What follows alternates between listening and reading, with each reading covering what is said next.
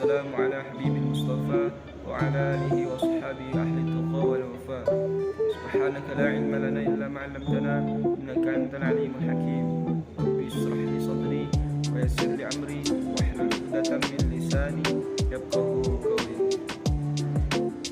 Perkenalkan, nama saya Idma Firdaus dengan NPM 2406 2122 081. Saya prodi Pendidikan Agama Islam dan dosen pengampu Dr. Haja Yelda Aini Syifa MAG dan Dr. Haja Neneng Nafisa MAG. Saya akan mempresentasikan tentang ilmu bantu bagi ilmu pendidikan Islam.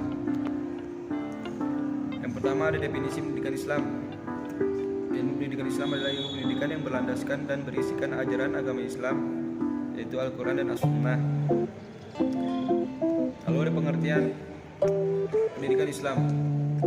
Pendidikan Islam merupakan suatu proses pembentukan individu yang dilandaskan pada ajaran-ajaran Islam yang diturunkan Allah Subhanahu wa taala kepada Nabi Muhammad SAW. Ilmu pendidikan Islam ialah ilmu yang berdasarkan Al-Quran, hadis, dan akal.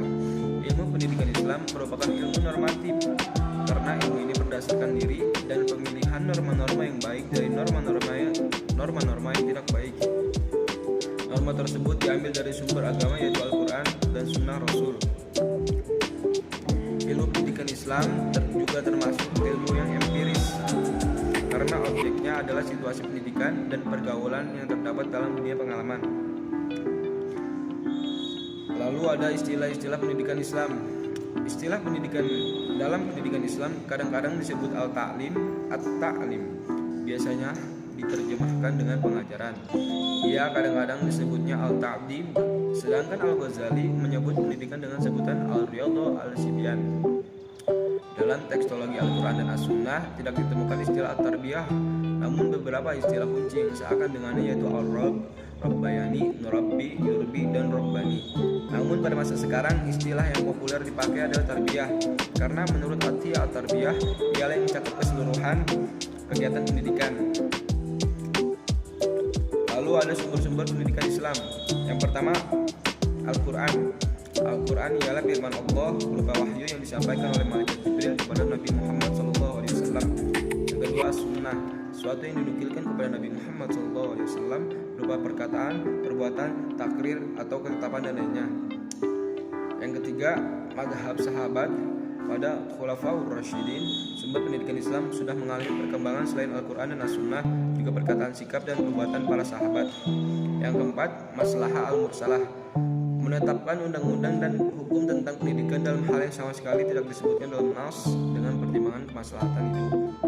Lalu yang kelima, tradisi adat atau urf, kebiasaan masyarakat baik berupa perkataan maupun perbuatan yang dilakukan secara kontinu dan seakan-akan merupakan hukum sendiri.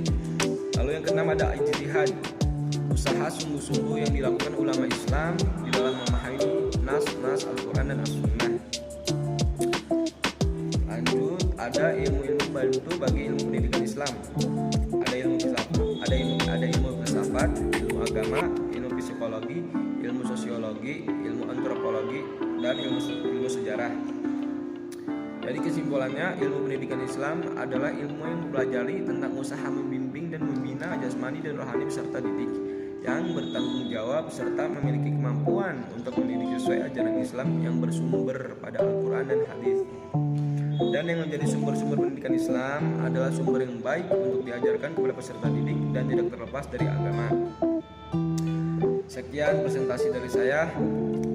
Mohon maaf bila ada salah-salah kata karena dalam tahap proses belajar, mohon dimaafkan.